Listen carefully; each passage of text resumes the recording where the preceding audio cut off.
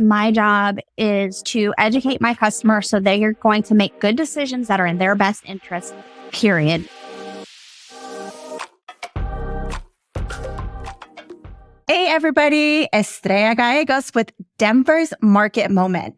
There is so much craziness happening in the world right now. You know, this is just the weirdest, craziest market. And I thought it would be interesting to talk to you all about where Denverites are going and what that market looks like. So I have a very, very special guest. Do you want to introduce yourself, special guest? Sure. My name is Bethany Miss. I am a realtor with Remax Collective in Tampa, Florida. And I'm here to tell you everybody's moving to Florida. Yeah. It's interesting. So fun fact, which you might not know, but I had saw that a lot of people are moving it from Denver to lots of parts of Florida.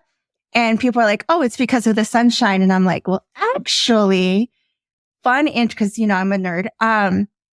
Denver metro area actually has more sunny days a year than Florida does. That actually doesn't surprise me because, you know, in the summer we have our hurricane season and it rains every day. Yeah. Sometimes it's only 20 minutes a day, but it rains a lot. So it doesn't surprise me at all. However, I did look at that Redfin data about migration, and the top 3 places that people are moving to in 2023, I think it was from April to June, was Las Vegas, Arizona, and Florida. So they're definitely seeking the heat. Yeah. And it's funny because Las Vegas is dry heat, which, you know, Denver is dry heat too. So it is an adjustment going from dry heat to humidity. But yeah, I mean, a lot of people are moving to Tampa. The data doesn't lie. There's a lot of statistics. And what I think is interesting, and we talked a little bit about this before we hit record, but in the Denver metro area for single family homes, the median price point or close price for a single family home is $640,000. And that's not that different from your market, right? No, not at all. Well, there's that entire market area, which is the whole Tampa Bay area. And I want to say the numbers are pretty close even for that. Obviously, there are different parts of Tampa that are a little bit more affordable, which if you get out of Tampa. But for Tampa itself, yes, our median sales price in June was $663,000, which blew me away. And I run it every day, and I'm not really thinking about the statistics. And I was looking at that going, holy smokes. And just for fun, you know, to compare and kind of show where we're at, I looked up June 2020 to see what the average sales price was, and it was $400,000. So we've seen that's a big incredible appreciation over the last 2 years. And I'm going to attribute a lot of that to the migration and obviously COVID. When COVID hit, I mean, it was like this everywhere. All of a sudden, people were like, I can work from home. And I don't need to be in the office. I don't need to be in this cold state that I'm living in and dealing with snow. And everybody moved here. I swear to God, everybody and their mother moved here. It was just wild. But what was happening, and we saw a lot of people coming from New York, New Jersey, Chicago, California, where the price points were already much higher. So they were selling those very expensive homes there, taking that cash, coming down here and bidding our home prices up. So there was so much competition. It really just rose our prices. Did you see a lot of that in Denver as well? Oh, yeah. Yeah, we have. I mean, we're a very outdoorsy state. I always call it like Colorado casual because people don't walk around in high heels and 3-piece suits here. It's just not our culture. We're not that type of place. And so a lot of hikers, bikers, people who really love the outdoors came here. So I'm imagining a lot of people who like the relaxation and the serenity and that whole vibe are moving to where you are at. But we did get a lot of people that moved here because they can work from home. And we had a lot of millennials and quote unquote elder millennials move here. That was our biggest age group for migration during the COVID time, which is interesting. I'm sorry, go ahead. Oh, go ahead. What's interesting is, or interesting and sad is that also the age demographic that has the hardest time buying a home. So what turned out happening during the beginning of COVID is we had a lot of investors who bought to rent. And so they were increasing the rent prices because they knew that there was an influx of people coming in because they wanted to work from home. And then we also are a very business friendly community. We offer a lot of tax incentives for large corporations too. We're kind of like another financial services hub here. Not kind of, we are. There's a lot of like large financial services firms that have big footprints here in Denver.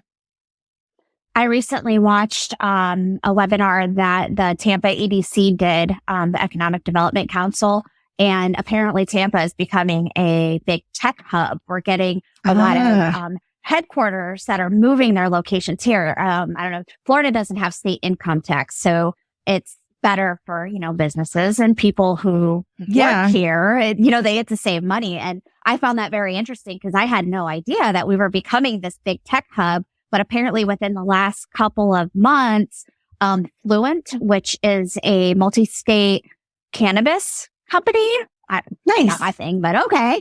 Yeah. They're moving their headquarters here, or they have already. And so they're creating jobs that way. And I think the average salary for that company is over $100,000. And then we're getting some big Canadian software company that's moving here as well. So our EDC is always pushing to get, company headquarters to move here to really kind of build up our economy, create more jobs and create more wealth for the people that live here, which I think is fantastic. I think one of our bigger downfalls that we get for some of these companies moving here, because we were really pushing to get, I don't know if you remember a couple of years ago when Amazon was looking for new headquarters. We were pushing for it. I mean, Tampa was trying real hard to get that, and they ultimately didn't choose us because we do not have a very good transportation system we don't have subways. We have a bus system, but it's not as used or well known as like the T in Boston or the subway in New York. So, so that's an area where we know we can improve on, but otherwise, why wouldn't you want to live here? I love it. Yeah.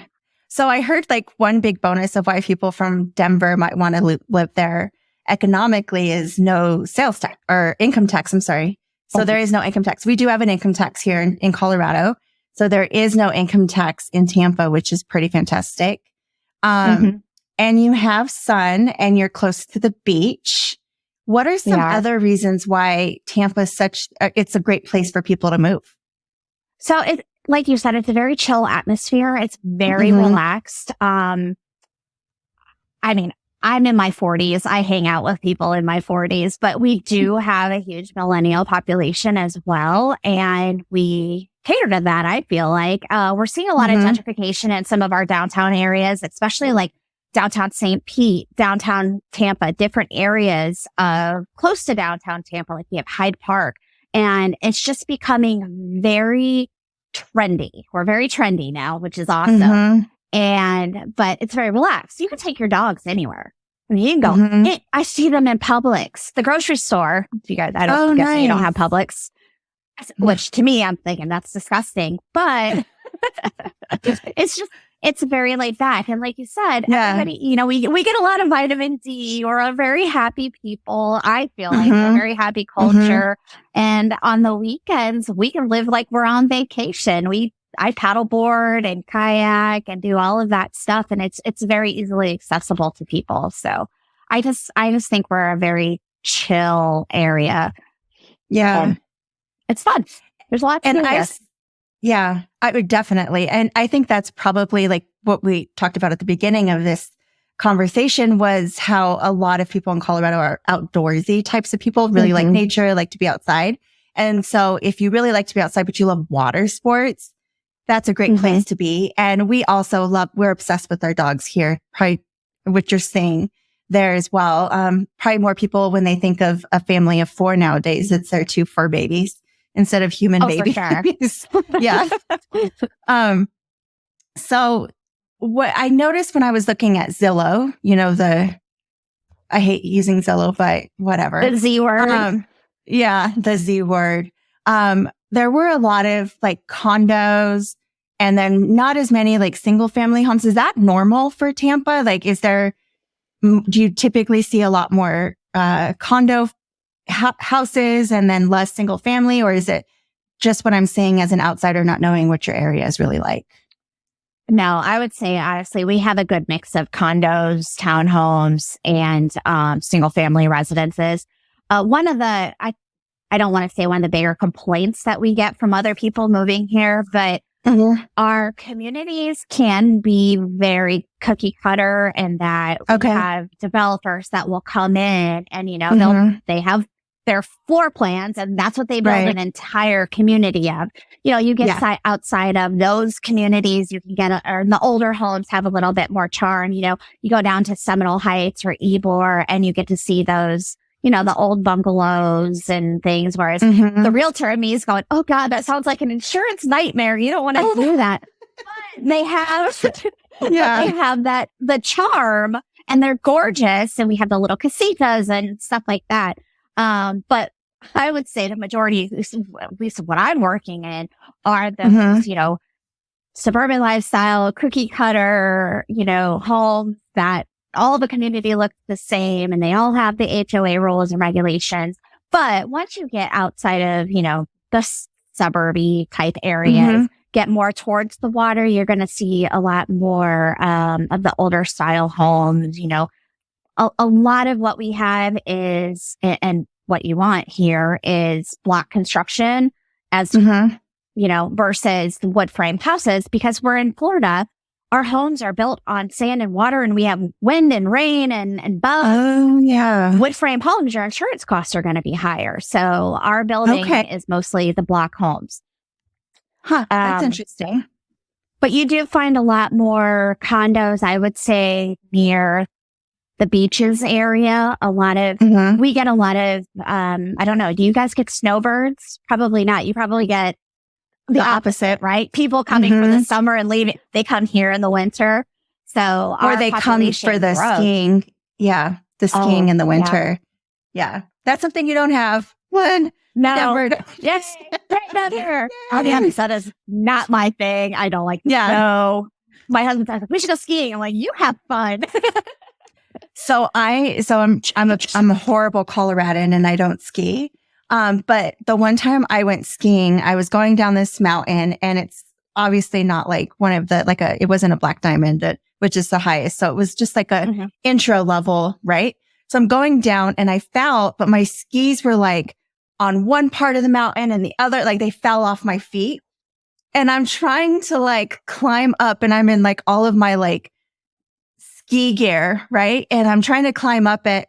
And I couldn't because I kept sliding down. So I was like digging in like little like ladder things to get it. And after that, I was like, screw that. I'm just going to stay down in the lodge and I will drink hot cocoa or whatever while you all ski, and I'll read a book by the fire. Well, that sounds amazing. Is there a spa here? I'm going to go get a massage. Yeah. You can go do that. I'm not. Yeah, exactly. I would be that person like, tumbling down the mountain. Yeah. And I'm also like, when you go up the ski lift, I'm like, I can't do this. Yeah. I'm a bad caller. Terrified of height. Yeah. Won't do it. Yeah. So what are schools like for families? Would you say that Tampa's a very family friendly community, or is it more for retirees or early families that aren't quite as settled yet? We've got it all. I mean, like I said, there's different parts of the Tampa area. I think, you know, I live in Odessa, which is just north of Tampa, like literally 7 minutes. I'm in Tampa. And it's one of the more desirable school systems, but also South Tampa has one of the best school systems as well. Obviously it costs more money to live in those areas, where you have the better school systems. Right. But we are pretty family friendly. I mean, we have our retirees. There's different areas where, you know, we're not going to see as many retirees in our neighborhood. But if we go to, you know, maybe Palm Harbor, Safety Harbor, or closer to the coast, I think we see a lot more of the retirees.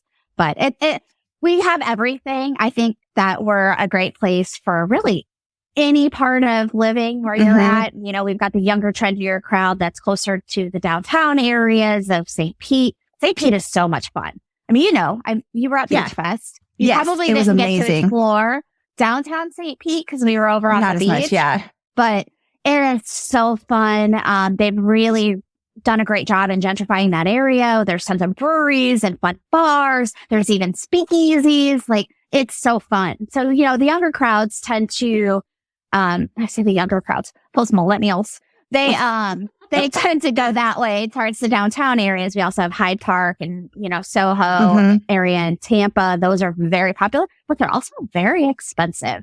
And down there, you're going to see more of that condo living, townhomes, things like that. When you get more into like the suburban parts of Tampa, like, Carrollwood, West Chase, moving up into Odessa and even into Pasco County, you're seeing more, those family-friendly neighborhoods. Nice. Yep. So I asked you to tell me about your area because you are a top-notch realtor in your area and I respect you. You're obviously like killing it in the game. So, what makes you one of the top the top realtor in your area and why should somebody work with you? Well, honestly, Estrella, I work 100% by referral, which means I am taking care of my people and, trying to give them the best customer experience that they can have. Just to kind of give you a little bit of my background, I got into real estate because we were buying our first home in Massachusetts. It was terrible. And we were buying a multifamily home. So, it was an investment property. Yeah. And we worked with a realtor back then. It was called, they're not in business anymore, Zip Realty, and they would give you money back. We were brand married. We were just getting married. We had no money and we're like, okay, we're going to buy an investment property. We're going to live in it until we can afford to buy our next home. Yeah. She knew all of that. She was a glorified door opener, did no research, no education, nothing.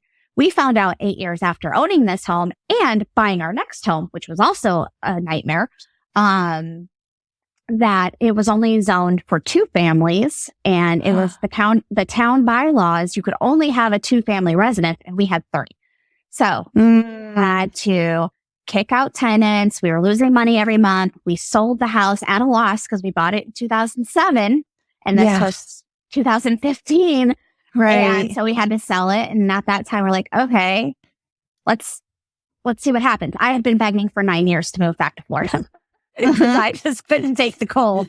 And so once that was gone, my husband was like, well, we could try putting our house on the market and see what happens. And we worked with this amazing realtor. His name's Robert Chestnut. He's in Lakeville, Massachusetts. If there's anybody out there that needs a referral, he's fantastic.